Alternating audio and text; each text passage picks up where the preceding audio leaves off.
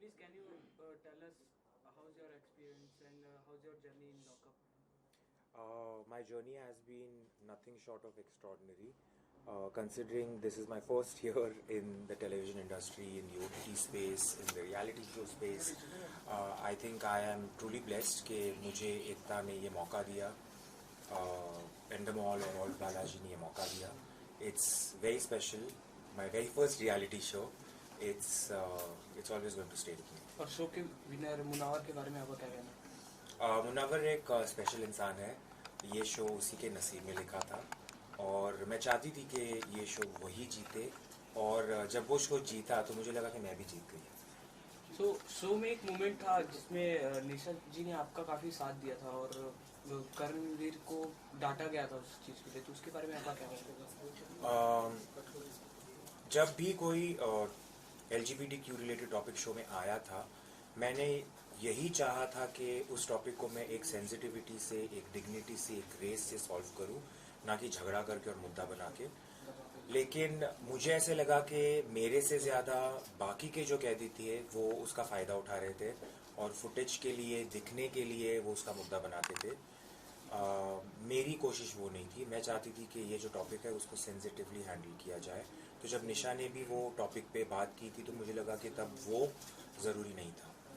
तो शो से बाहर आने के बाद एक इंटरव्यू में मुनावर ने कहा कि पायल में क्वालिटी नहीं थी जीतने की, तो उसमें आपका क्या कहना है? वो मुनव्वर की सोच है, पर मैं इतना जानती हूँ कि पायल में भी काफ़ी सारे क्वालिटीज़ है जो आ सकते थे और जिसके चलते वो विनर बन सकती थी.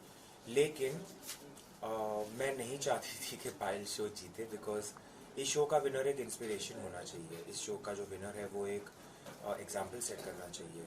जिस तरीके से पायल ने अपना गेम खेला था, मुझे नहीं लगता कि वो किसी भी एंगल से इंस्पायरिंग है, क्योंकि 20 कंटेस्टेंट्स में, 20 कैदियों में अगर आपका एक भी दोस्त नहीं है तो वो बताता है कि आप कैसे हो. तो आप नहीं चाहती थी पायल को जीतना, तो आप मुनव्वर को ही विनर बनते देखना चाहती थी या किसी और को?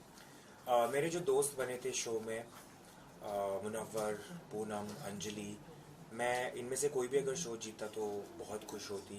लेकिन इस लिस्ट में मैं आज़मा को भी ऐड करना चाहूँगी. अगर आज़मा भी ये शो जीतती तो मैं बहुत खुश होती. तो आप फिनाले में अगर आप होती तो आप अपने साथ किसको देखना चाहती थी?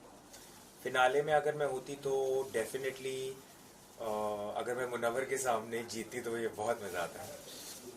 तो आप जब वापस अंदर आई तो आपने कहा कि मुनव्वर को आप सपोर्ट करने जा रही हो, तो इस बात में कितनी सच्चाई थी? इस बात में कितनी सच्चाई थी वो तो रिजल्ट आपने देख ही लिया है. जिस तरीके से मुझे ट्रोल किया जा रहा था कि मैं शो में खुद के लिए ना जाके किसी और के लिए जा रही हूँ, अगर उस सब का सामना करके भी मैं जो मेरे दिल की बात है वो कर रही थी, goes to show lot about me. मैं चाहती थी कि मैं जितनी हो सके मेरी दोस्तों की हेल्प करूँ, ना सिर्फ मुनव्वर की बट पूनम की भी. इसलिए जब जो लास्ट अरीना टास्क हुआ था, मैंने ये भी कहा था कि आप प्लीज़ मुझे लॉकआउट कर दो और पूनम को रखो, क्योंकि मेरी लाइफ में मुझे पता है दोस्तों की अहमियत क्या है. और मैं ये भी दिखाना चाहती थी कि रियलिटी शो में कुर्बानी नाम की भी एक चीज़ होनी चाहिए. और टिकट टू फिनाले टास्क में आपने आपकी ये बोलने के बाद आप लोगों को अपने बारे में सोचना, इसके बारे में भी जनता काफ़ी बात कर रही है, तो उसके बारे में आप क्या कहना चाहोगे? टिकट टू फिनाले का जो ब्रेक का टास्क था वहाँ मैं अंजलि को सपोर्ट कर रही थी, और जो अंजलि ने चाहा मैंने किया. तो तब तक मैं मुनव्वर की हेल्प कर रही थी, और उस स्टेज पे मुझे लगा कि अंजलि को मेरी ज़रूरत है तो मैंने अंजलि की हेल्प की थी. लेकिन उसके साइड इफ़ेक्ट्स आपने देख लिए थे. बट इवेंचुअली ये शो अगर अंजलि भी जीतती तो मैं उसके लिए उतनी ही खुश होती. और आपके और मुनव्वर की फ्लर्टिंग जो काफ़ी अच्छी लग रही थी जनता को, सो उसके बारे में आप क्या कहना चाहोगे? बहुत अच्छी बात है कि लोगों को पसंद आया, लेकिन मैंने कुछ ऐसे सोच के नहीं किया था कि लोगों को पसंद आएगा, इसलिए मैं अब करूंगी. मेरे जो दिल से बातें हो रही थी मैं कर रही थी, और मुनव्वर जिस तरीके से मुझे ट्रीट कर रहा था, जिस तरीके से वो मेरी छेड़खानी करता था, मैंने भी फर्स्ट टाइम एक्सपीरियंस किया और मुझे वो बहुत स्पेशल लगा था. जो जिस तरीके से वो मेरी टांग खींचता था, मैंने कभी एक्सपीरियंस नहीं किया था ये सब, तो मेरे रिएक्शंस इसलिए बहुत नेचुरली आ रहे थे. आपने एक हैशटैग बनाया मोनालिसा, उसके बारे में? वो हैशटैग मैंने नहीं बनाया है, वो फैंस ने बनाया है. लेकिन I am very happy that people got to see this side of a relationship as well कि दो एक लड़का और लड़की ऐसे भी दोस्त हो सकते हैं। सो घर में किसी के साथ ऐसा कि जेलेसी हो या काफ़ी अच्छा लगता हो उसके बारे में, मतलब कोई इंसान? मेरे बॉडी में जेलेसी का मेरे बॉडी में जेलेसी की हड्डी है ही नहीं। मैं बहुत कॉन्फिडेंट हूँ, मैं बहुत सिक्योर हूँ एज अ वूमन, तो जेलेसी तो मेरे में बिल्कुल नहीं है। लेकिन हाँ, मैं ज़रूर चाहती थी कि जो मेरे दोस्त हैं वो गेम में आगे जाए, और कुछ ऐसे एक आध दो लोग हैं जो जिनका तो मैं नाम शायद ना लूँ तो बेटर है, बट वो आगे नहीं जाए, वो मेरी कोशिश थी।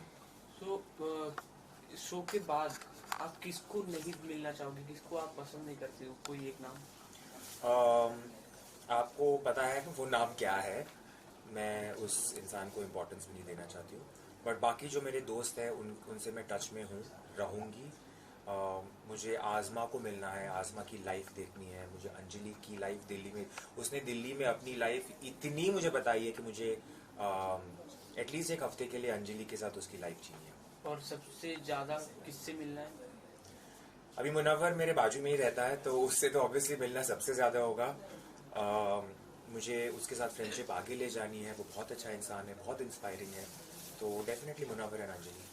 सो आफ्टर लॉकअप सक्सेस पार्टी हुई थी, उसमें क्या कुछ हुआ? आप किससे मिली, क्या बातें हुई उसके बारे में? लॉकअप सक्सेस पार्टी में बहुत भीड़ थी, लेकिन सबके साथ मिली, सबके साथ डांस किया।